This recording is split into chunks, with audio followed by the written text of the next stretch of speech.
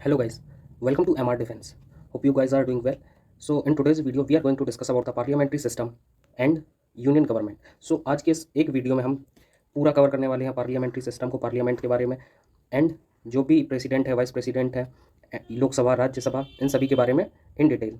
तो वीडियो को लास्ट तक देखिएगा और चैनल को सब्सक्राइब नहीं किया है तो सब्सक्राइब कर लीजिए। Let's begin the lecture.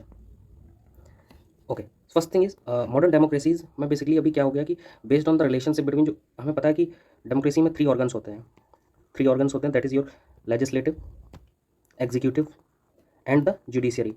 तो based on the relationship between legislative and executive there are two types of form of government. The first one is your parliamentary and second is your presidential. तो parliamentary form of government में क्या होता है, आपको ये याद रखना कि एज द नेम सजेस्ट, तो इसमें जो सुप्रीमेसी होती है वो किसकी होती है, पार्लियामेंट की। Where is presidential form of government में सुप्रीमेसी किसकी होती है, that is your president, just like the president of America, that is your USA. Russia में प्रेसिडेंशियल फॉर्म है, ब्राजील में प्रेसिडेंशियल फॉर्म है एंड हमारी नेबरिंग कंट्री श्रीलंका में भी प्रेसिडेंशियल फॉर्म ऑफ गवर्नमेंट है ना। इसमें कुछ फीचर्स जैसे रहते हैं, जैसे पार्लियामेंट्री फॉर्म कहाँ पर है, ब्रिटेन में है, इंडिया में भी है, कनाडा में है एंड जापान में पार्लियामेंट्री फॉर्म ऑफ गवर्नमेंट है। इंडिया ने जो parliamentary form of government adopt किया अपने डे टू डे बेसिस के लिए, वो अडॉप्ट किया था ब्रिटेन के कॉन्स्टिट्यूशन से। एंड आपको पता होगा ब्रिटेन का कॉन्स्टिट्यूशन एक अनरिटन कॉन्स्टिट्यूशन है ना। सो तो पार्लियामेंट्री फॉर्म ऑफ गवर्नमेंट की कुछ विशेषताएं होती हैं, जिसमें पहला क्या है, रिस्पॉन्सिबल टू लेजिस्लेचर। लेजिस्लेचर के लिए बेसिकली ये क्या होते हैं, रिस्पॉन्सिबल होते, पॉलिसीज, एक्ट्स या जो भी टर्म्स ऑफ ऑफिस होता है उसके लिए। लेजिस्लेचर आपका क्या हो गया, ठीक है, लेजिस्लेचर आपका हो गया क्या, पार्लियामेंट, ठीक है, पार्लियामेंट के लिए ये रिस्पॉन्सिबल होते हैं। नेक्स्ट, वहीं प्रेसिडेंशियल फॉर्म ऑफ गवर्नमेंट में क्या होता है, इंडिपेंडेंट होता है लेजिस्लेचर, मतलब आपका लोकसभा या राज्यसभा जो हाउस होता है उससे इंडिपेंडेंट डिसीजन ले सकता है प्रेसिडेंट अकेला। Next, parliamentary form of government को कैबिनेट गवर्नमेंट भी बोला जाता है। क्यों, क्योंकि इसका जो न्यूक्लियस होता है वो कैबिनेट के द्वारा रन किया जाता है। जैसे इंडिया में भी जो गवर्नमेंट है वो रन कौन कर रहा है, कैबिनेट मिनिस्टर्स या कैबिनेट गवर्नमेंट रन कर रहे हैं, ठीक है।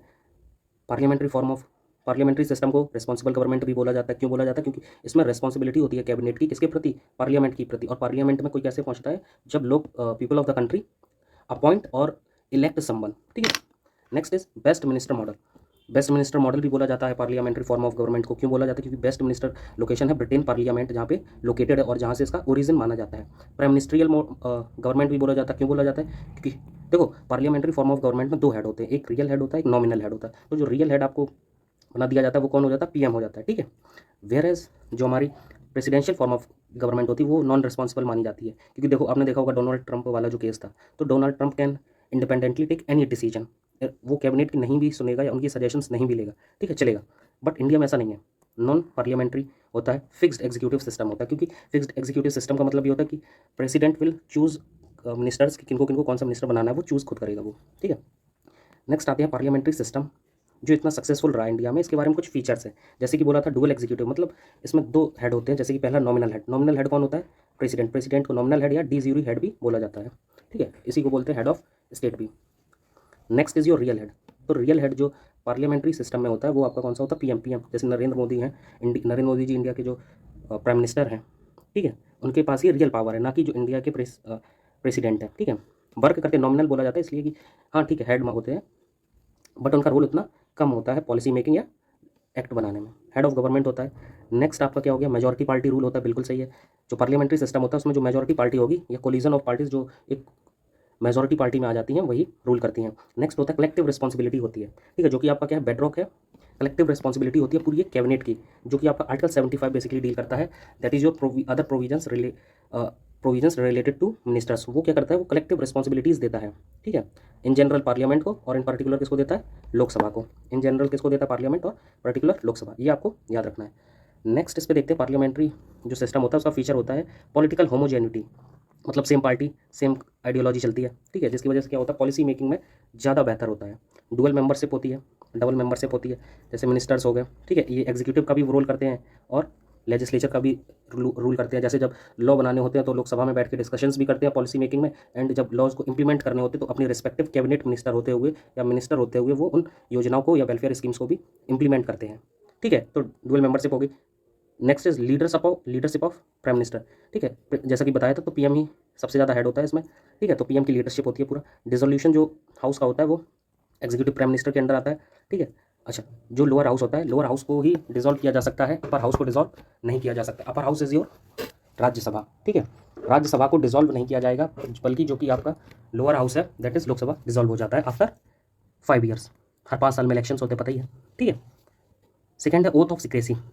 ओथ ऑफ सिक्रेसी का मतलब एक शपथ दिलाई जाती है जब भी आपको मेंबर ऑफ पार्लियामेंट बनना होता है, तो हर मिनिस्टर को एक शपथ दिलाई जाती है, जो एडमिनिस्टर कौन करता है, प्रेसिडेंट करता है, कि वो हर चीज़ को गोपनीय रखेगा जो भी उसके पास आएगा, प्रोसीजर, पॉलिसी और डिसीजन के रिगार्डिंग, ठीक है। सिक्रेसी की शपथ दिलाई जाती है ना। नेक्स्ट कुछ मेरिट्स होती हैं, देखो हर सिस्टम की कुछ मेरिट्स होती हैं, कुछ डिमेरिट्स होती हैं। तो सबसे पहले अभी हम जानेंगे क्या मेरिट्स क्या है इस सिस्टम की, पार्लियामेंट्री सिस्टम की मेरिट्स क्या है। पहली मेरिट है harmony between legislature and executive, ठीक है। हार्मनी का मतलब होता है कि रिलेशन अच्छे रहते हैं, वेयर एज अब यही जो मेरिट है यही डिमेरिट बन जाती है, किसमें डिमेरिट हो जाती है, डिमेरिट हो जाती है किसके लिए, डिमेरिट्स हो जाती है प्रेसिडेंशियल फॉर्म ऑफ गवर्नमेंट के लिए। उनमें कन्फ्लिक्ट होता है लेजिस्लेचर और एग्जीक्यूटिव के, लॉ मेकर्स और लॉ इंप्लीमेंटर्स के बीच में क्या हो जाता है, कन्फ्लिक्ट रहता है, ठीक है।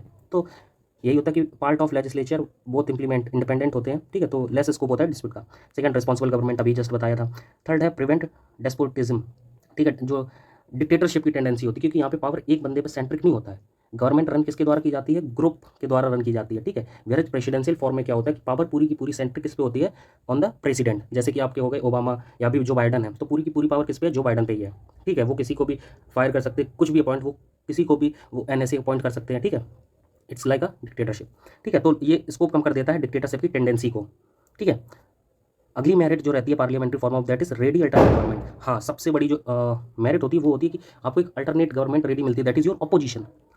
अपोजिशन जब भी क्या होता है कि मेजॉरिटी पार्टी अगर मेजॉरिटी अपनी खो देती है कंट्री में, तो एक एक वहाँ पे अपोजिशन पार्टी होती है जो आपको एक अल्टरनेट गवर्नमेंट फॉर्म कर देगी जल्दी। इस वजह से क्या होगा, जो ज़्यादा कन्फ्यूजन नहीं होगा, ठीक है।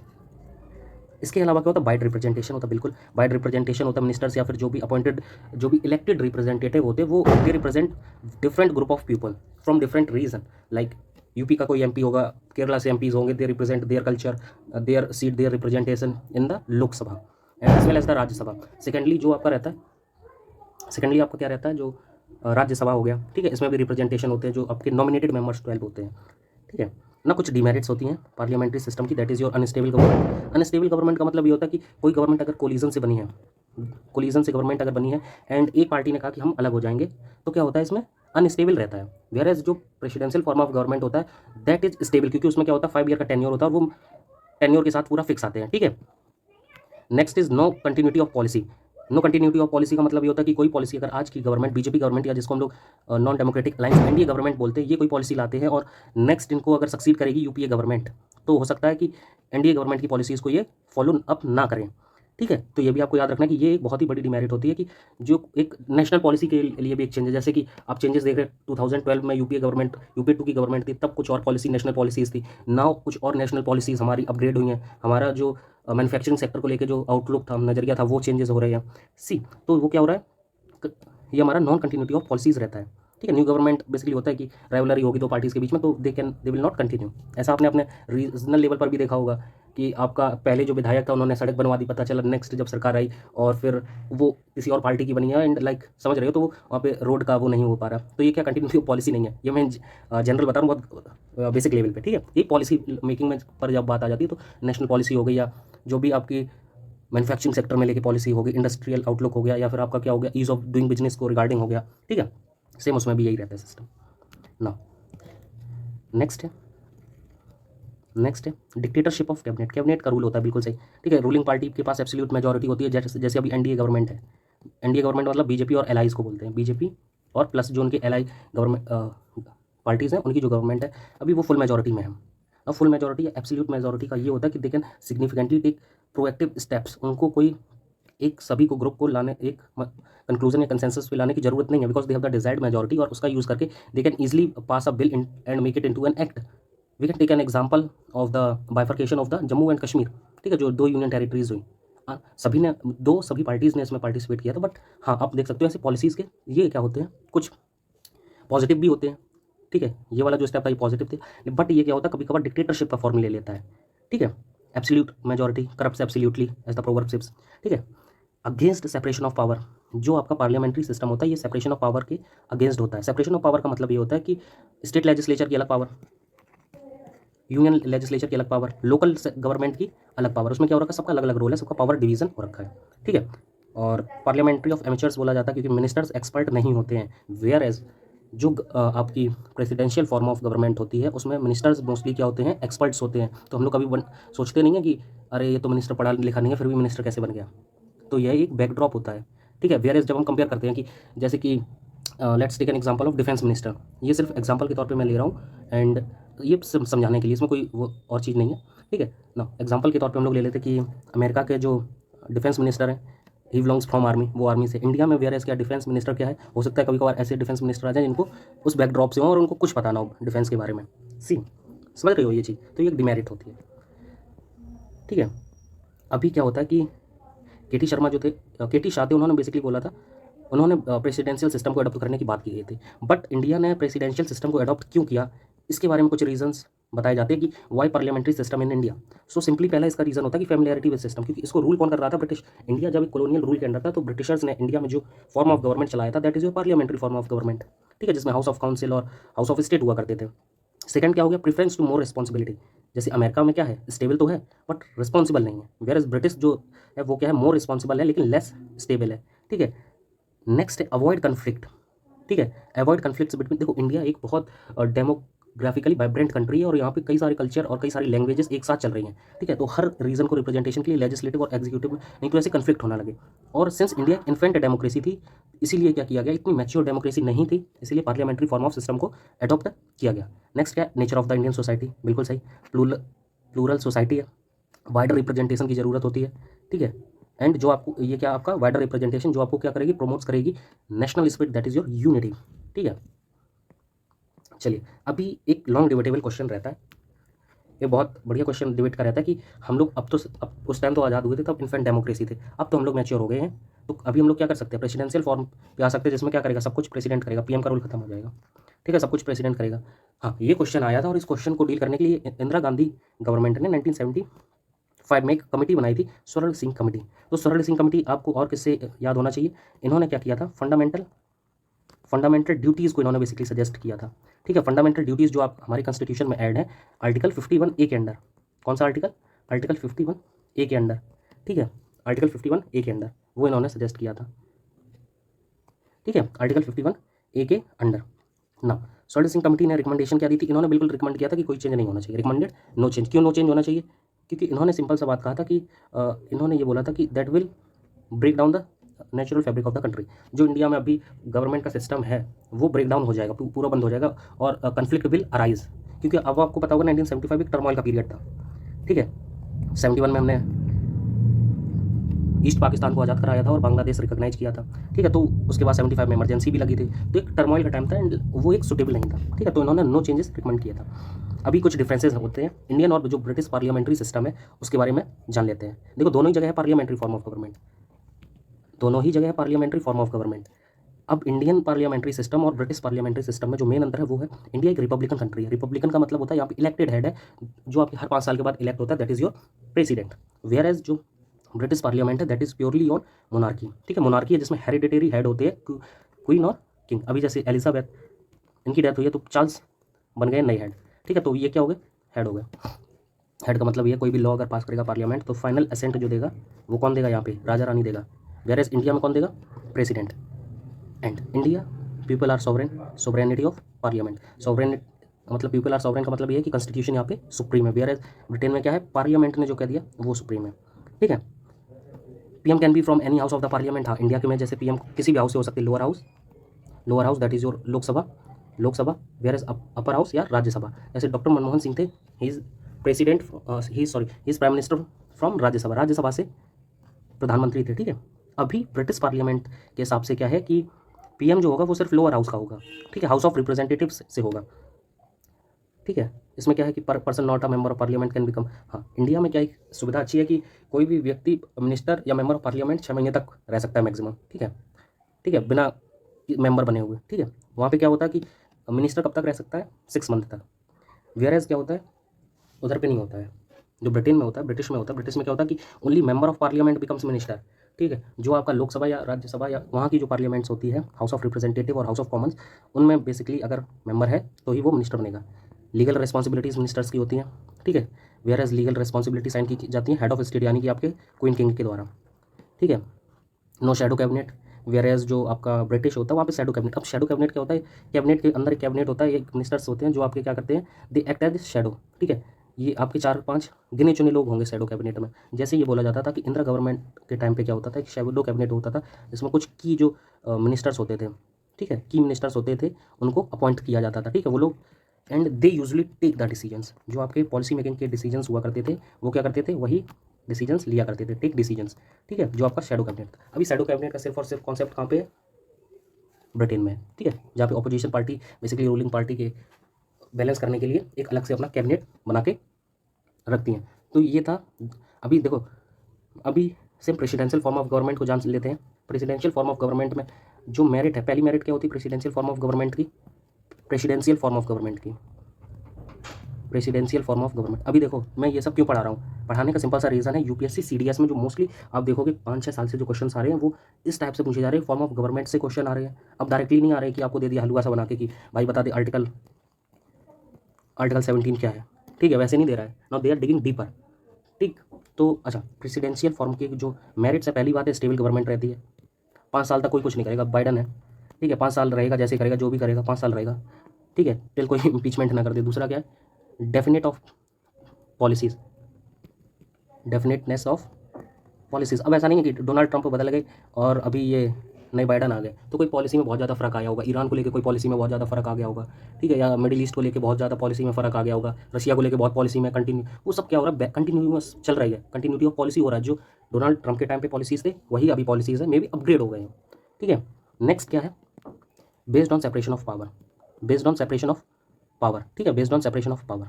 सेपरेशन ऑफ पावर्स पे बेसिकली ये बेस्ड होते हैं, सेपरेशन ऑफ पावर, ये पावर डिवीजन में बेस्ड होते हैं। अगली जो मेरिट रहती है सिस्टम की वो है government by expert, government by expert, ठीक है। मोस्टली आप देखोगे कि जितने भी डिप्लोमेट्स होते हैं उनको ही क्या कर लिया जाता है, वहाँ पे प्रेसिडेंट अपॉइंट कर लेता है कोई ना कोई मिनिस्टर, ठीक है, ये सिस्टम रहता है। वेयर पार्लियामेंट्री फॉर्म में नहीं होता, जो भी रिप्रेजेंटेटिव चूजन रिप्रेजेंटेटिव होते हैं लोगों के द्वारा उनको अपॉइंट किया जाता है। अभी जानते हैं इंडियन पार्लियामेंट के बारे में। इंडियन पार्लियामेंट, देखो पार्लियामेंट का रोल क्या है, पहला बात तो पार्लियामेंट का जो पहला रोल है वो है to select the national government, एक राष्ट्रीय गवर्नमेंट को सिलेक्ट करने का पहला रोल है, सेटअप करना है, ठीक है, नेशनल गवर्नमेंट, इसी को हम लोग बोल देते हैं यूनियन गवर्नमेंट या फिर सेंट्रल गवर्नमेंट। दूसरा रोल पार्लियामेंट का क्या है, law making, that is your legislature part of the legislative part, ठीक है, लेजिस्लेटिव पार्ट हो गया। थर्ड क्या, to control guide and inform the government, ठीक है, ये आपका क्या हो गया, एग्जीक्यूटिव पार्ट आ गया। अब एग्जीक्यूटिव पार्ट में कौन कौन होता है, प्रेसिडेंट होता है एग्जीक्यूटिव पार्ट में, योर काउंसिल ऑफ मिनिस्टर्स, और काउंसिल ऑफ मिनिस्टर्स के हेड को ही हम लोग क्या बोलते हैं, प्राइम मिनिस्टर बोलते हैं, ठीक है, ठीक है। काउंसिल ऑफ मिनिस्टर्स के जो हेड होते हैं उनको हम लोग पीएम बोलते हैं, ठीक है, अपॉइंटेड बाय प्रेसिडेंट के द्वारा पीएम को अपॉइंट किया जाता है, ठीक है। और जो काउंसिल ऑफ मिनिस्टर्स में और जो कैबिनेट मिनिस्टर्स होते हैं उन सभी को कौन अपॉइंट करता है, प्राइम मिनिस्टर ही करता है, सेलेक्ट करता है बेसिकली, ठीक है। एंड थर्ड क्या है, एडमिनिस्ट्रेशन रोल किसका रहता है, प्रेसिडेंट का सिर्फ और सिर्फ क्या होता है, एडमिनिस्ट्रेशन रोल रहता है कि कोई भी बिल होगा उसको फाइनल असेंट देना, जो भी हायर पोजीशंस हैं, जस्ट लाइक योर सीएजी, ठीक है, इन लोगों को क्या करना, सीएजी हो गया, अटॉर्नी जनरल हो गया, ठीक है, यूपीएससी चेयरमैन हो गए, इन सभी के लोगों को अपॉइंट करना, यूपीएससी चेयरमैन हो गया, सीएजी हो गया, इन सबको क्या करना है, अपॉइंट करना है। अभी Indian parliament consist of 2 houses, the first one is your Lok Sabha, that is your lower house, ठीक है, ये कौन सा है आपका, ये आपका है लोअर हाउस है, ठीक है, and the other is Rajya Sabha, that is your upper house, ठीक है। अभी next moving on to executive part of the, अभी हम लोग यूनियन गवर्नमेंट में आ गए हैं, ठीक है। तो यूनियन गवर्नमेंट बेसिकली आपका जो स्टार्ट होता है, एक मिनट, यूनियन गवर्नमेंट में जो आपका स्टार्ट होता है वो पूरा आपका प्रेसिडेंट का जो पार्ट होता है वो होता है part 5, that is from article 52 to 78, ठीक है, जिसमें आर्टिकल 52 बेसिकली क्या कहता है कि there should be a president, जो क्या होगा, हेड होगा, हेड होगा किसका, स्टेट का, ठीक है, हेड ऑफ स्टेट कौन होगा, पर आपका प्रेसिडेंट, ठीक है। नेक्स्ट आपका क्या रहता है, आर्टिकल 79, आर्टिकल 79 टू 122, ये आपका डील करता है यूनियन गवर्नमेंट से। तो आज हम दोनों देखने वाले हैं, ठीक है, यूनियन गवर्नमेंट से। आई होप राइटिंग आपको समझ में आ रही हो। नेक्स्ट अभी इसमें हम लोग देखते हैं प्रेसिडेंट के बारे में। सो अभी जो करंट प्रेसिडेंट ऑफ इंडिया वो कौन है, 15th प्रेसिडेंट है, that is your Draupadi Murmu, ठीक है, द्रौपदी मुर्मू, द्रौपदी मुर्मू, द्रौपदी मुर्मू, ठीक है, ये अभी इंडियन, एक मिनट, ये अभी इंडियन प्रेसिडेंट है।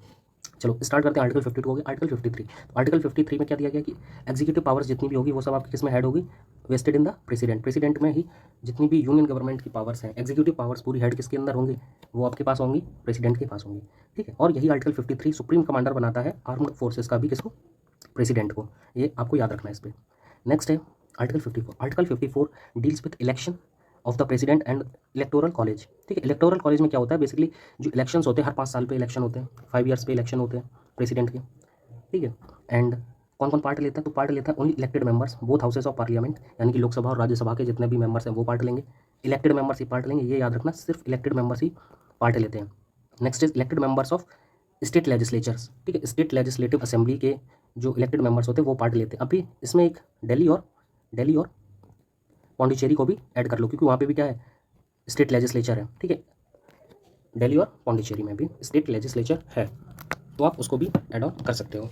ठीक, नेक्स्ट इसमें अभी हम डिस्कस करेंगे। नीचे एक बार देख लेते हैं कि कैसे कौन कौन पार्ट लेता है। इलेक्टोरल कॉलेज मैंने बता दिया। अभी वोट का सिस्टम क्या होता है कि जो प्रेसिडेंट का इलेक्शन होता है वो आपका किस बेसिस पे होता है, प्रोसेस। आर्टिकल 55 बताता है क्या, प्रोसेस के बारे में। ठीक है, और प्रोसेस में भी क्या होना चाहिए, प्रोपोर्शनल रिप्रेजेंटेशन होता है, proportional representation by means of single transferable vote. ये आपका क्या होता है, प्रेसिडेंट का जो चुनाव होता है, दैट इज फ्रॉम आर्टिकल 55। अभी कौन कौन पार्ट लेता है और उनके प्रेसिडेंट के इलेक्शन में वोट की वैल्यू क्या होती है। एक एमएलए की वोट की वैल्यू क्या होती है, एमएलए की वोट की वैल्यू क्या होती है, वैल्यू ऑफ एमएलए वोट, ये इक्वल होती है आपके total population of state, total population of state upon total number of elected members in state legislature, elected state legislative assembly members into 1/1000। ठीक है, ये आपका वैल्यू होता है एक एमएलए की वोट का, जब वो कास्ट करता है किसमें, प्रेसिडेंट के इलेक्शन में। सेम क्या होता है, एमपी का जो वोट होता है उसकी जो वैल्यू होती है, वैल्यू ऑफ एमपी के वोट की वैल्यू क्या होती है, एमपी की वोट की वैल्यू क्या होती है, total value of votes of MLA सभी स्टेट्स के, ठीक है, all states, upon total number of elected MP, जितने भी मेंबर ऑफ पार्लियामेंट होंगे उनका अपॉन। अभी ये पूरा मिलकर इलेक्टोरल कोटा जो बन जाता है वो कितना बन जाता है, इलेक्टोरल कोटा बन जाता है total valid votes plus 1, total number of valid votes plus 1, valid votes plus 1। ठीक है, ये बेसिकली आपका बन जाता है वोट, इलेक्टोरल कोटा बन जाता है आपका किसका, प्रेसिडेंशियल इलेक्शन के लिए। और बेसिकली क्या होता है, जो भी आपका 50% वोट से ज़्यादा वोट ले लेता है, ठीक है, जो उस दिन वैलिड वोट्स पड़े हैं वो आपका प्रेसिडेंट अपॉइंट हो जाता है। ठीक है, अच्छा एक बात याद रखना है कि जो ना क्वेश्चन इससे आते हैं, जो भी डाउट्स होंगे या डिस्प्यूट्स होंगे related to the election of the president, उनको जो भी आपके डिस्प्यूट्स होंगे रिलेटेड टू प्रेसिडेंट इलेक्शन को लेके जितने भी डिस्प्यूट्स होंगे उनको कौन रिजॉल्व करेगा, सुप्रीम कोर्ट का डिसीजन फाइनल होगा। एक मिनट में इसको हाईलाइट कर देता हूँ, सुप्रीम कोर्ट का डिसीजन इसमें क्या होगा, फाइनल होगा, डिस्प्यूट्स रिलेटेड टू इलेक्शन। ठीक है, सेम क्या होगा, वाइस प्रेसिडेंट का इलेक्शन के भी जो भी डिस्प्यूट होते हैं उनके लिए कौन होगा, सुप्रीम कोर्ट का डिसीजन फाइनल होगा। इर्रिस्पेक्टिव ऑफ इसके अपोजिट क्या होता है, जो भी आपके लोकसभा राज्यसभा के जो चुनाव होते हैं उनमें जो भी अगर कोई डिस्प्यूट या कुछ भी डाउट है इलेक्शन को लेके, तो उसको कौन रिजॉल्व करता है, इलेक्शन कमीशन ऑफ इंडिया। उनको कौन रिजॉल्व करता है, ECI कौन रिजॉल्व करता है, ECI, that is your election commission of India. लेकिन सिर्फ इंडिया में जो प्रेसिडेंट और वाइस प्रेसिडेंट इलेक्शन में अगर कोई भी डाउट या डिस्प्यूट कुछ भी कनेक्शन है उसको कौन देखेगा, supreme court of India. Next is your oath कौन दिलाता है, ओथ दिलाता है CGI, that is your chief justice of India. Oath दिलाता है किसको, प्रेसिडेंट को। ठीक है, ओथ कौन दिलाता है, चीफ जस्टिस ऑफ इंडिया। ठीक है, याद रखना है ये आपको। अगर उस दिन chief justice of India is not available then senior most जज ऑफ द सुप्रीम कोर्ट शपथ दिलाएगा। Back to our slide. Next is article 56। Article 56 basically deals with tenure of the president, that is 5 years from the date he और she enters the office. ये आपको याद रखना। अभी CDS में शायद 20 में शायद ये क्वेश्चन पूछा था कि from the date of the enter होता है या फिर जब भी वैकेंट होती है सीट उस हिसाब से। ठीक है, तो ये चीज़ आपको एक बहुत याद रखनी है कि 5 years from the date he enters office. ठीक, अब सेकंड DC में क्या कहता है कि प्रेसिडेंट रिजाइन कर सकता है। ठीक है, आर्टिकल 56 में ही बताया जाता है कि प्रेसिडेंट रिजाइन कर सकता है। अब प्रेसिडेंट अपना रेजिग्नेशन किसको देता है, वाइस प्रेसिडेंट को, और वाइस प्रेसिडेंट अपना रेजिग्नेशन किसको देता है, प्रेसिडेंट को। ठीक है, सेकंड रिमूव किया जा सकता है। रिमूव का मतलब होता है कि इंपीचमेंट किया जा सकता है, that is your article 61। Impeachment के लिए बेसिकली आपको 2-3 बातें याद रखनी होती है कि पहली बात, इंपीचमेंट का जो प्रोसीजर होता है वो किसी भी हाउस में स्टार्ट हो सकता है, लोकसभा से भी इनिशिएट किया जा सकता है और राज्यसभा से भी। ठीक है, और जिस हाउस से इनिशिएट होगा उसमें 1/4 ऑफ द मेंबर्स क्या करें, उस बिल को या उस प्रस्ताव को पास करें। ठीक है, इसके अलावा 14 डेज़ का प्रायर नोटिस दिया जाता है प्रेसिडेंट को दैट उनके अगेंस्ट क्या है इम्पीचमेंट की प्रोसीजर को शुरू किया गया है। थर्ड आपको क्या याद रखना है कि 2/3 मेजोरिटी के साथ पास होना चाहिए दोनों ही हाउसेस में। ठीक है, जो भी आपका प्रस्ताव आया, बिल आया है, इम्पीचमेंट बिल आया है, उसको 2/3 मेंबर्स पास करेंगे तभी क्या होगा, इम्पीचमेंट को लागू किया जाएगा। ठीक है, सेकेंड और क्या होता है, प्रेसिडेंट के पास राइट टू अपीयर होता है, प्रेसिडेंट कैन अपीयर। ठीक है, प्रेसिडेंट के खिलाफ अगर इम्पीचमेंट की प्रोसीजर स्टार्ट हुआ है तो president can appear in the Lok Sabha और राज्यसभा अपनी जो भी कन्फ्यूजन है उनको दूर करने के लिए। ठीक है, या अपना पक्ष रखने के लिए। नेक्स्ट इसी में क्या है, अगला क्या है कि देखो इलेक्शन में तो इलेक्टेड मेंबर्स ही पास करते हैं बोथ हाउसेस, लेकिन क्या होता है कि इम्पीचमेंट के प्रोसीजर में नॉमिनेटेड मेंबर्स भी पार्ट लेते हैं। ठीक है, नॉमिनेटेड मेंबर्स बेसिकली राज्यसभा में होते हैं 12 मेंबर्स होते हैं राज्यसभा में। ठीक है, इम्पीचमेंट के प्रोसीजर में ये पार्ट ले सकते हैं। मूविंग ऑन टू नेक्स्ट, तो ये था आपका इम्पीचमेंट का प्रोसीजर। इम्पीचमेंट का प्रोसीजर सिंपल सा है कि एक हाउस से लेट से एक एग्जांपल के तौर पे हम लोग समझते हैं। इम्पीचमेंट का एक सिंपल सा प्रोसीजर ये है, इम्पीचमेंट स्टार्ट होता है लोकसभा से, मान लो पास हुआ, लोकसभा में 1/4 मेंबर्स ने एक बिल पास कर दिया, इम्पीचमेंट प्रोसीजर है, 14 डेज़ का प्रायर नोटिस मिल गया कि इसको प्रेसिडेंट को। ठीक है, और ये प्रोसीजर क्या होता है पूरा इम्पीचमेंट का, क्वासी जुडिशियल होता है, क्वासी जुडिशियल अर्धन्यायिक। ठीक है, क्वासी जुडिशियल प्रोसीजर, 14 डेज़ का प्रायर नोटिस मिल गया प्रेसिडेंट को। उसके बाद क्या होता है कि लोकसभा में 2/3 मेंबर्स ने पास कर दिया मेजोरिटी के साथ, अभी नेक्स्ट हाउस में जाएगा। नेक्स्ट हाउस में मतलब किस में जाएगा, राज्यसभा में। ठीक है, राज्यसभा में जाने के बाद वहाँ पे भी 2/3 मेंबर्स ने अगर पास कर दिया उस प्रस्ताव को या उस बिल को, इम्पीचमेंट बिल को पास कर दिया, तो उसी टाइम से क्या होता है कि प्रेसिडेंट अपने पद को छोड़ देता है या प्रेसिडेंट अपने पद से हट जाता है। ठीक है, ये आपको याद रखना है इसमें। तो ये होता है procedure. Now talking about article 58। Article 58 qualifications की बात करता है। क्वालिफिकेशंस में देखो याद रखना कि सिर्फ और सिर्फ इंडियन सिटीजन होना चाहिए। सेकंड, जो एज है उसकी, प्रेसिडेंट सिर्फ वही बन सकता है जो अब क्वालिफाइड हो लोकसभा का मेंबर बनने के लिए। इसके अलावा क्या हो, एज कितनी होनी चाहिए, 35 ईयर्स से ज़्यादा होनी चाहिए। ठीक है, इसके अलावा क्या होता है, इन एलिजिबल रहेगा अगर वो कोई ऑफिस ऑफ प्रॉफिट हेल्ड कर रहा है। ठीक है, अभी ऑफिस ऑफ प्रॉफिट क्या होता है, ऑफिस ऑफ प्रॉफिट बेसिकली क्या होता है कि हम लोग जानते हैं office of profit. Office of profit होते हैं वो सभी ऑफिसेस जिन पे क्या होता है कि किसी तरीके का लाभ मिले, लेकिन कुछ एक्सेप्शंस हैं। ठीक है, एक्सेप्शंस क्या है, आपका गवर्नर हो गया। ठीक है, अगर कोई गवर्नर है, या फिर आपका क्या हो गया, सीएजी वगैरह हो गए, ये सब आपके क्या होते हैं, एक्सेप्शन होते हैं ऑफिस ऑफ प्रॉफिट को लेके। ठीक है, या फिर एमपी हो गया। ठीक है, ये सब आपके, लेकिन ये होता है कि आप जब भी कोई राष्ट्रपति के लिए अपॉइंट होगा तो उसको अपना पुराना जो भी डेजिग्नेशन है, लेट से गवर्नर है कोई, तो गवर्नर का पद पे उसको रेजिग्नेशन देना पड़ेगा, गवर्नर की पोस्ट से रेजिग्नेशन देना पड़ेगा। Now talking about article number 59। Article number 59 बताता है कंडीशंस क्या होती हैं प्रेसिडेंट के ऑफिस की। तो पहला है कि वो किसी भी हाउस का मेंबर नहीं हो सकता है। ठीक है, not a member of any house, वही कोई भी पद नहीं, एंड ही और शी में should not hold any office of profit. Third है आपका अलाउंसेस और इमोलमेंट्स जो भी होते हैं उनको कम नहीं किया जा सकता ड्यूरिंग हिज टेन्योर। सबसे बढ़िया जो बात है वो ये रहता है कि राष्ट्रपति को इम्यूनिटी प्रोवाइड की जाती है फॉर एनी क्रिमिनल प्रोसीडिंग्स। ठीक है, मतलब अगर आज जो भी प्रेसिडेंट है, क्रिमिनल प्रोसीडिंग्स उसके खिलाफ रन नहीं की जा सकती हैं किसी भी कोर्ट ऑफ में, इंडिया के किसी भी कोर्ट में कोई भी क्रिमिनल प्रोसीडिंग्स रन नहीं की जाएंगी अगेंस्ट द प्रेसिडेंट। ठीक है, अभी नेक्स्ट हम लोग डिस्कस करने वाले हैं, देखो प्रेसिडेंट को काफ़ी सारी पावर्स मिली है, फाइनेंशियल पावर्स मिली हैं। ठीक है, फाइनेंशियल पावर्स मिली हैं, फाइनेंशियल पावर्स मिली हैं, इसका मतलब क्या होता है, जो भी मनी विल होगा, मनी विल होगा, मनी विल होगा, उसको उसमें क्या होगा, प्रायर परमिशन लगेगी, किसकी, प्रायर रिकमेंडेशन मिलेगा, लगेगा प्रेसिडेंट का। ठीक है, प्रायर रिकमेंडेशन। इसके अलावा क्या होता है, second, no demand of no demand for grants, for a grant can be made except on his recommendation, except on his recommendation. ठीक है, मतलब इसका सिंपल सा है कि जो भी इंडिया का फंड होता है उसमें से कोई भी अगर पैसा निकाला जाएगा तो बिना राष्ट्रपति की परमिशन के नहीं निकाला जा सकता है। ठीक है, इसके अलावा नेक्स्ट हम लोग चलते हैं emergency powers. Emergency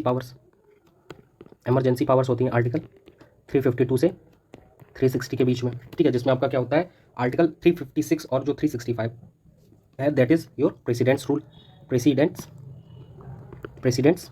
rule, article 365 और आपका आर्टिकल 356, ये भी आपको याद रखना है। प्रेसिडेंट्स रूल है। मिलिट्री पावर्स होती है, डिप्लोमेटिक पावर होती है कि जो भी इंटरनेशनल ट्रीटीज़ होंगी वो सभी किसके अंडर साइन की जाएंगी, प्रेसिडेंट के नेम के अंडर ही उनको साइन किया जाएगा। ठीक है, now moving on to next power that is your veto power of president.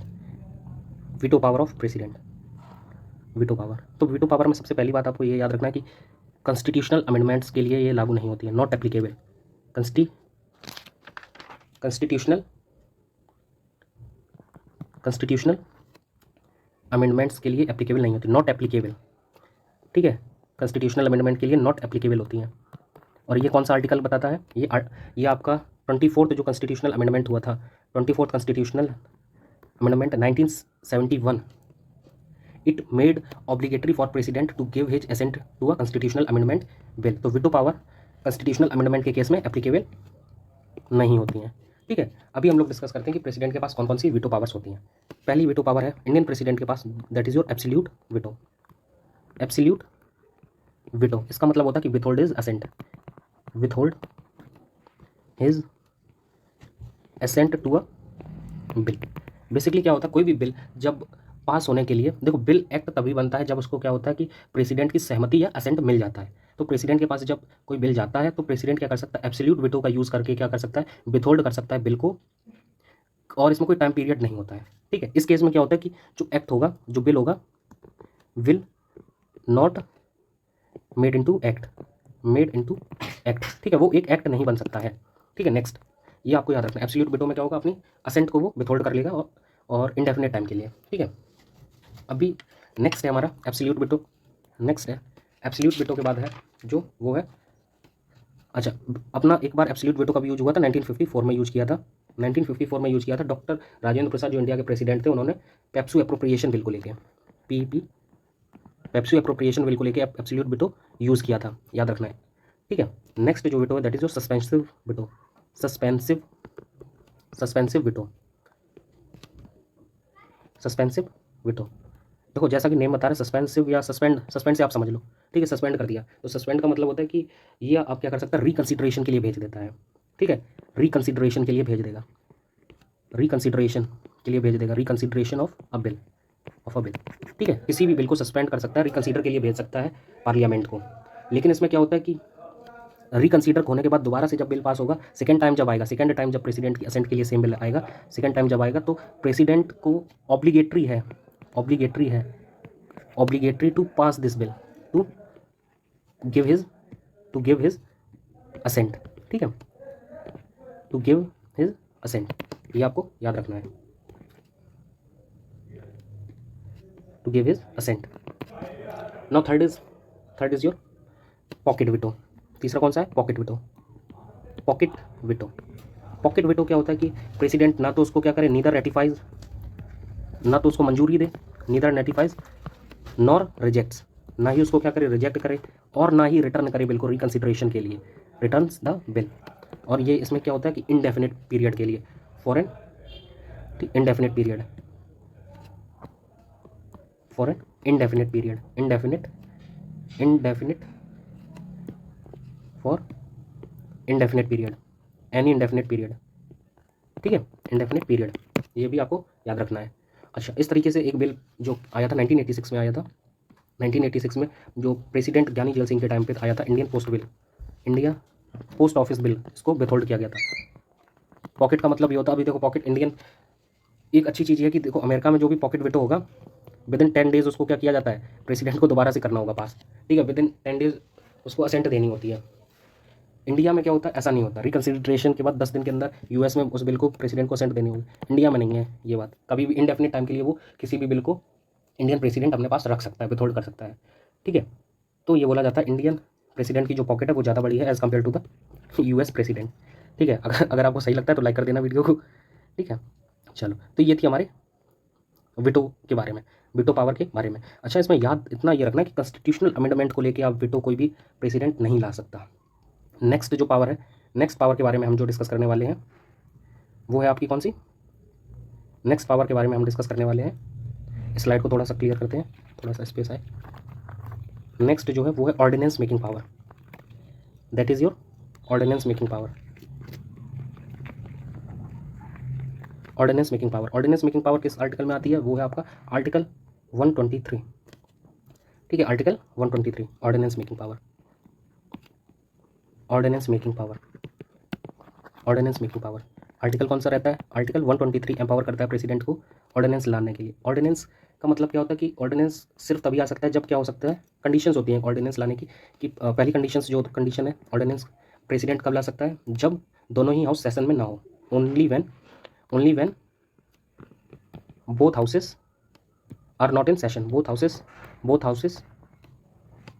Are not in session, दोनों ही हाउस सेशन में ना हो, या फिर either of the house session में ना हो, दोनों में से कोई एक, either of two houses, parliament की बात कर रहा हूँ, इज नॉट इन सेशन,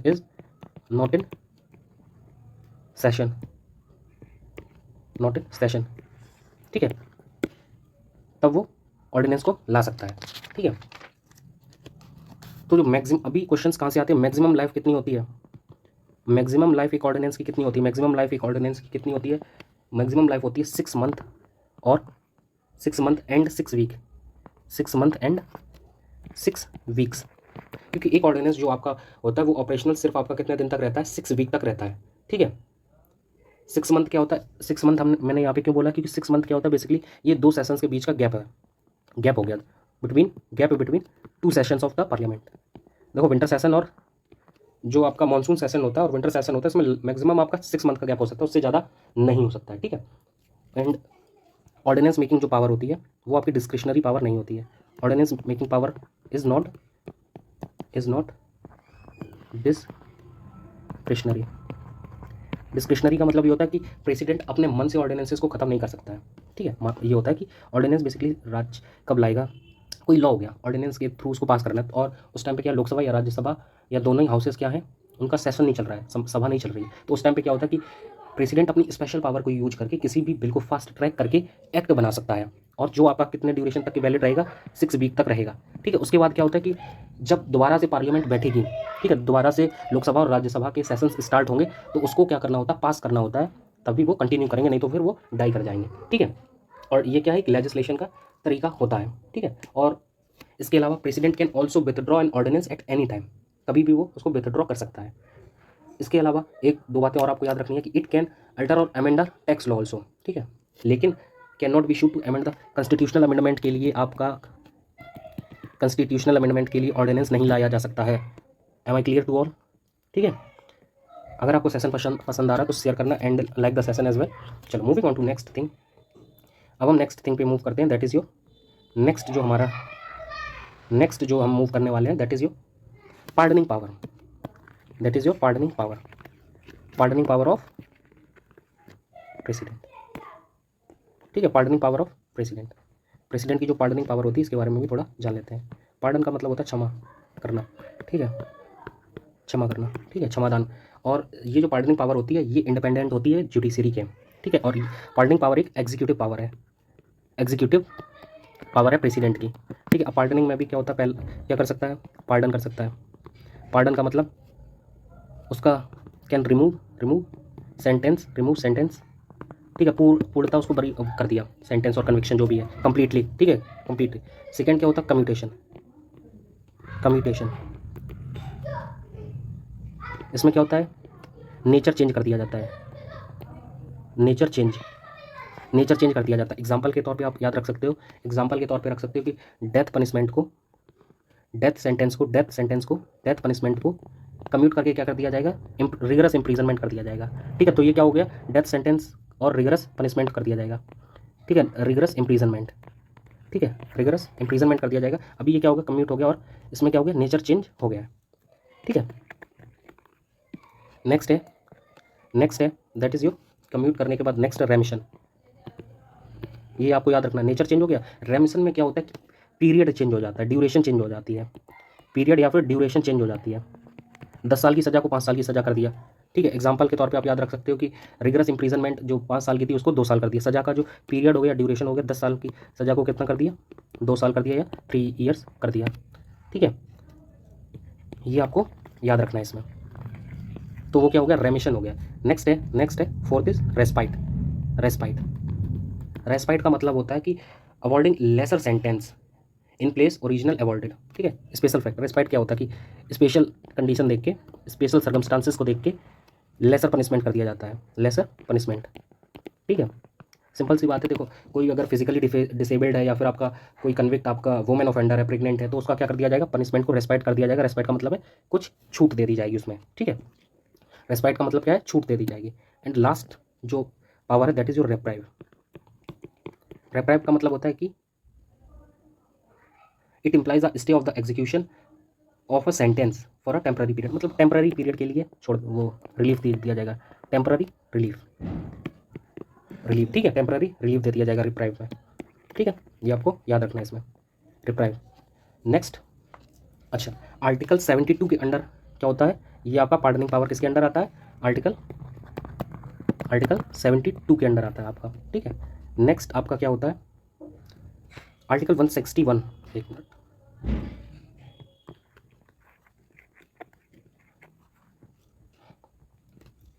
अगला क्या है, आर्टिकल 161 के अंडर गवर्नर भी पार्डन पावर पजेस करता है, ठीक है। डिफरेंस क्या होता है, डिफरेंस बस इतना होता है कि प्रेसिडेंट जो होता है, प्रेसिडेंट जो होता है वो आपका पार्डन कर सकता है डेथ सेंटेंसेस को भी, डेथ सेंटेंसेस को भी, वेयरएज जो गवर्नर होगा वो नहीं कर पाएगा, ठीक है। सेकंड, इसमें क्या होता है कि जो मिलिट्री कोर्ट्स होती हैं उनका जो कोर्ट मार्शल होता है, मिलिट्री कोर्ट्स के जो कोर्ट मार्शल होते हैं, ठीक है, 161 में गवर्नर का होता है पार्डन पावर, गवर्नर का पार्डन पावर, क्षमा करने की शक्ति, ठीक है।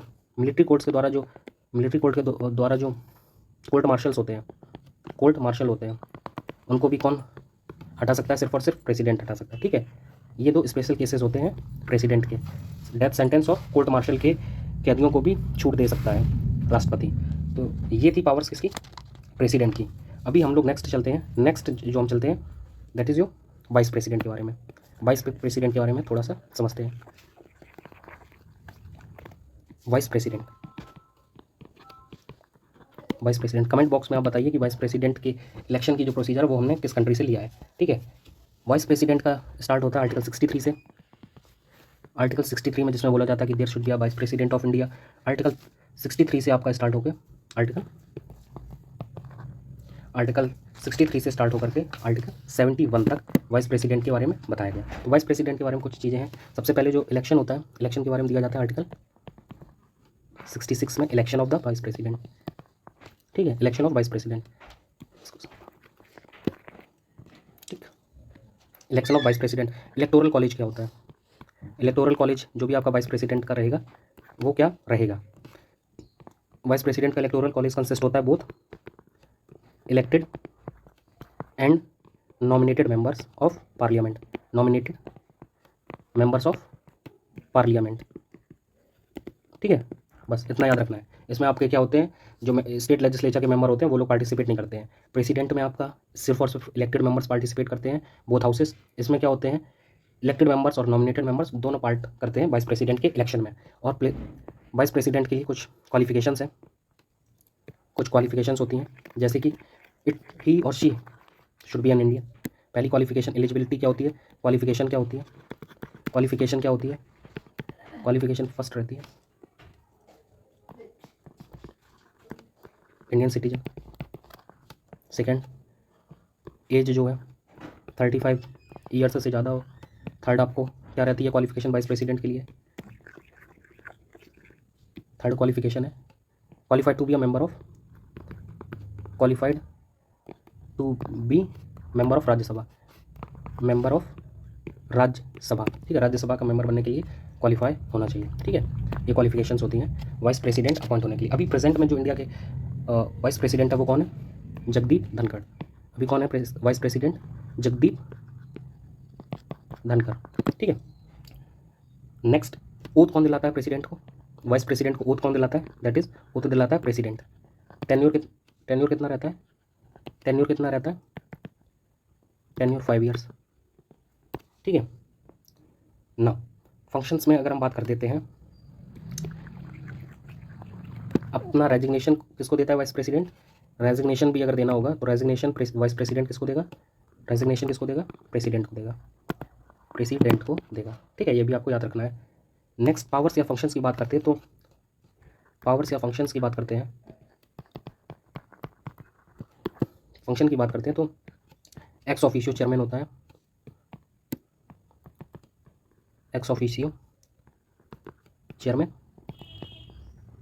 राज्यसभा, राज्यसभा, राज्यसभा का एक्स ऑफिशियो चेयरमैन होता है, ठीक है, चेयरमैन होता है बेसिकली, इतना जान लो। जितनी भी जैसे लोकसभा में लोकसभा स्पीकर होता है, उसी तरीके से राज्यसभा को जो हेड करेगा वो कौन रहता है, चेयरमैन हेड करता है, जो कि आपका वाइस प्रेसिडेंट ही होता है, ठीक है। सेकंड क्या होता है, जब भी प्रेसिडेंट वैकेंट होगा, प्रेसिडेंट की सीट वैकेंट होगी, या प्रेसिडेंट अपनी सीट या रेजिग्नेशन के थ्रू या रिमूवल या डेथ या किसी और कारण के थ्रू प्रेसिडेंट अवेलेबल नहीं है, प्रेसिडेंट नॉट अवेलेबल, तो he can act as president. Not available तो vice president can act as president, ठीक है, can act as president, vice president can act as president, ठीक है। और सेम एमोल्यूमेंट्स और सेम चीज़ें मिलेंगी जो भी आपका क्या रहेगा, प्रेसिडेंट को मिलती हैं, जितनी भी सुविधाएं मिलती हैं, ठीक है। इसके अलावा क्या तो मैक्सिमम 6 मंथ के पीरियड तक के लिए रह सकता है, ठीक है। ये हो गया वाइस प्रेसिडेंट के बारे में। नाउ हम लोग चलते हैं parliament of India. Indian parliament के बारे में कुछ चीज़ें हम लोग जानते हैं। सबसे पहले काउंसिल ऑफ स्टेट्स, राज्यसभा को बोला जाता है। हाउस ऑफ पीपल, लोकसभा को बोला जाता है। लोकसभा में मैक्सिमम जो नंबर ऑफ सीट्स होती हैं, that is your maximum seats अभी कितनी हो सकती हैं, 550। वेयर एज जो आपका जो आपका राज्यसभा होता है, राज्यसभा की जो फिक्स्ड स्ट्रेंथ है मैक्सिमम वो कितनी है, 250। मैक्सिमम स्ट्रेंथ लोकसभा की 550 है। दो नॉमिनेटेड मेंबर्स को जो एंग्लो इंडियंस होते थे उनको हटा दिया गया लास्ट ईयर, ठीक है। ये आपका देख सकते हो 545 वही प्रेजेंट में है, ठीक है। इन 250 मेंबर्स में क्या होता है कि 12 नॉमिनेटेड मेंबर्स होते हैं और 238 रिप्रेजेंट होते हैं स्टेट्स और यूटीज़ को। वेयर एज जो आपका लोकसभा होता है उसमें जो 530 होते हैं वो इलेक्टेड रिप्रेजेंटेटिव होते हैं, एंड दो जो नॉमिनेटेड होते हैं ये नहीं है, ठीक है, ये नहीं है, नॉमिनेटेड नहीं होते, नॉट मोर देन 30, ठीक है। 13 क्या होते हैं, यूनियन टेरिटरीज से लोग रहते हैं। अभी क्वालिफिकेशंस के बारे में अगर हम सबसे पहले क्वालिफिकेशन से पहले हम ड्यूरेशन जान लेते हैं कि लोकसभा मेंबर कितने, जो ड्यूरेशन जान लेते हैं मेंबर ऑफ राज्यसभा की। मेंबर जो आपका है राज्यसभा का जो टेन्योर रहता है वो कितना रहता है, एक मेंबर का रहता है 6 ईयर्स। 6 ईयर का टेन्योर होता है। राज्यसभा आपको पता होगा एक परमानेंट बॉडी है, ये कभी डिसॉल्व नहीं होता है, ठीक है, परमानेंट बॉडी है राज्यसभा आपका, और ये डिसॉल्व नहीं होगा। Whereas after each 5 years पर लोकसभा क्या होता है, डिसॉल्व होता है और दोबारा से फ्रेश इलेक्शंस होते हैं, नए इलेक्शंस होते हैं। मेंबर का टेन्योर कितना रहता है, 6 ईयर रहता है, जिसमें भी आपका क्या रहता है, सब्जेक्ट होता है कि सब्जेक्ट टू 1/3 मेंबर्स, 1/3 मेंबर्स आपके क्या होंगे, रिटायर होंगे एवरी सेकेंड ईयर। राज्यसभा में रिटायर एवरी सेकेंड ईयर, ठीक है, एवरी सेकेंड ईयर क्या होते हैं, रिटायर हो जाते हैं। वेयर एज लोकसभा में टेन्योर कितना होता है, लोकसभा मेंबर का टेन्योर होता है 5 ईयर्स का, ठीक है। टेम्पररी हाउस होता है, कभी भी सरकार गिर गई तो फिर 5 साल भी नहीं रहे, ठीक है ये। And Lok Sabha is not a continue chamber, ठीक है, नॉर्मल 5 साल का होता है from the date of its first meeting after the general election. ये याद रखना, 5 ईयर्स फ्रॉम कब से होता है, ये बहुत बहुत बारीक बातें कोई भी नहीं बताता है। एंड ये अभी यूपीएससी की क्वेश्चंस इस तरीके से आने लेंगे, from the date of its first meeting. आप यूट्यूब पे ऐसी क्लास कोई और नहीं देखोगे जहाँ पे आपको इन डिटेल इतना डिटेल बता रहे हैं, और जो भी पॉइंट बताया जा रहा है वो एग्जाम पर्सपेक्टिव से बहुत ही वैलिड है, रेलिवेंट है। 5 ईयर्स कब से होगा, from the date of its first meeting after general election, आम चुनाव के बाद जो पहली मीटिंग होगी वहाँ से 5 साल काउंट किए जाते हैं, ठीक है। अभी हम लोग बात करते हैं कि मेंबर्स बनने के लिए क्वालिफिकेशंस क्या होनी चाहिए, ठीक है। क्वालिफिकेशन देखो, सबसे पहले एक साइड हम लोग करते हैं राज्यसभा, दूसरे साइड है लोकसभा, ठीक है। क्वालिफिकेशन में सबसे पहली बात है, इसमें चाहिए होता है एज 30 ईयर्स, 30 साल से ऊपर हो, ठीक है, 30 या 30 से ऊपर हो, 30 ईयर से ऊपर हो। वेयर एज लोकसभा में एज कितनी चाहिए होती है, एज चाहिए होती है 25 ईयर्स, ठीक है, 25 ईयर्स, ये याद रखना पहली बात। सेकंड क्या होना चाहिए, सेम रहता है, बस बेसिकली यही डिफरेंस रहता है, बाकी तो सेम रहता है कि must be citizen of India होना चाहिए, ठीक है, सिटीजन ऑफ इंडिया होना चाहिए। कलर को भी चेंज करते हैं थोड़ा सा, ठीक है, सिटीजन ऑफ इंडिया होना चाहिए। इसके अलावा क्या होना चाहिए, ओथ लेनी चाहिए, एलिजेंस जो भी है भारत के लिए, ठीक है, रजिस्टर्ड इलेक्टोरल वोटर होना चाहिए, ठीक। तो ये आपके क्या हो गए, क्वालिफिकेशंस हो गए हैं। अनसाउंड माइंड का नहीं होना चाहिए, बैंकक्रप्ट नहीं होना चाहिए, ठीक ठाक करप्ट माइंड सेट का नहीं होना चाहिए, he must not have been found guilty of certain offences, corrupt practices, ठीक है, और he must not have any interest in government contract work, ऐसा, ठीक है, ये सब आपकी चीज़ें होती हैं, ठीक। तो नेक्स्ट है हमारा लोकसभा स्पीकर, लोकसभा स्पीकर, ठीक है। पहले लोकसभा स्पीकर कौन थे, कैट वालों के लिए जरूरी है। फर्स्ट थे जीवी मावलंकर, ठीक है। अभी कौन है ये आपको कमेंट बॉक्स में बताना है लोकसभा स्पीकर प्रेजेंट में कौन है। ठीक है, तो लोकसभा का जो स्पीकर होता है उसका जो इलेक्शन होता है वो अपने मेंबर से होता है आफ्टर फर्स्ट मीटिंग। ठीक है, और इसकी जो डेट फिक्स करता है वो कौन फिक्स करता है? प्रेसिडेंट फिक्स करता है। ठीक है, लोकसभा स्पीकर की काफ़ी सारी ड्यूटीज़ होती हैं जो हम एक सेपरेट वीडियो में डिस्कस करेंगे। ठीक है, अभी आप सिर्फ ये जान लो कि लोकसभा स्पीकर का रोल ये रहता है कि ये सब डिसाइड करता है कि अच्छा, लोकसभा स्पीकर के बारे में एक इंपॉर्टेंट फैक्ट ये जान लो, he does not vote in the first instance, does not vote in first instance.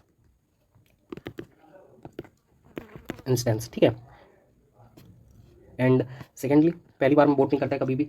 और ज्वाइंट सिटिंग जो भी होती हैं, joint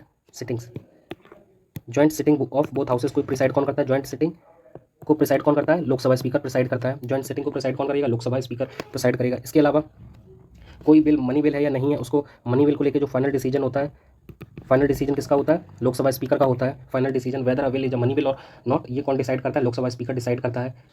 next, he decides, fourth, decides on disqualification of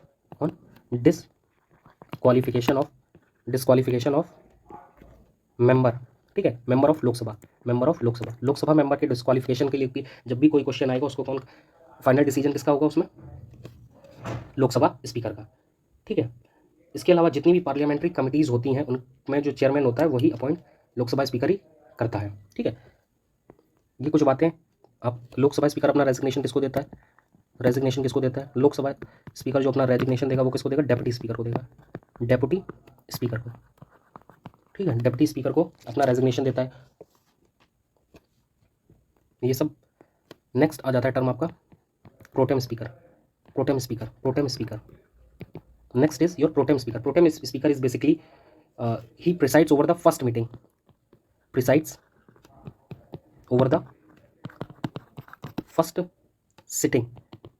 first sitting of newly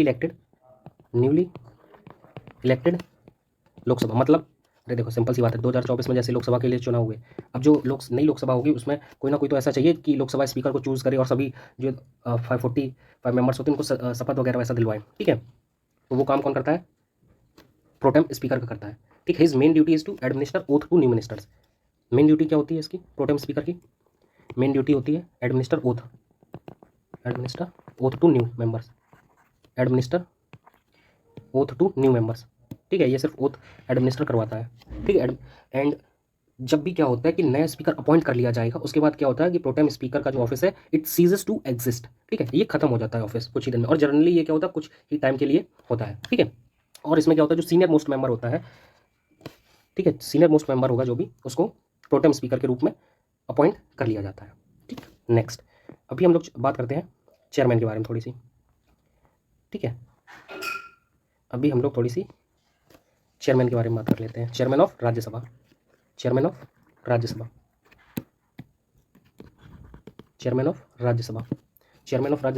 देखो SIM power होता है कि vice president ही ex officio chairman होता है, अभी जैसा कि बता दिया था पहले। एंड सिंपल सा है, सिर्फ आपको ये याद रखना है जहाँ से क्वेश्चन आते हैं कि ये डिफरेंट कैसे होता है। ठीक है, स्पीकर के पास 2 स्पेशल पावर होती हैं as compared to the chairman. वो कौन कौन सी रहती हैं? पहली तो ज्वाइंट सिटिंग, दूसरा मनी बिल को डिसाइड करना या नहीं करना। ठीक है ना, चेयरमैन बेसिकली क्या होता है? प्रिसाइडिंग ऑफिसर होता है, प्रिसाइडिंग ऑफिसर ऑफ राज्यसभा का प्रिसाइडिंग ऑफिसर होता है, ये अपनी ड्यूटीज़ परफॉर्म करता है। ठीक है, एंड सेम क्या होता है कि ये चेयरमैन भी फर्स्ट इंस्टेंस में वोट नहीं कर सकते, can't vote in first instance, can't vote first instance में चेयरमैन भी वोट नहीं कर सकता है। ठीक है, तो ये थी आज की हमारी video. Hope you like it, thank you for watching. Do like, share and subscribe the video. बाकी इसका हम लोग और पार्ट्स, अगर आपको रिक्वायरमेंट है तो आप कमेंट बॉक्स में बताइए, इसके ऐसे ही और पार्ट्स हम लोग लाते रहेंगे for the NDA, CDS and all defence examination. Hope you like the video and share it with your friends. Thank you for watching.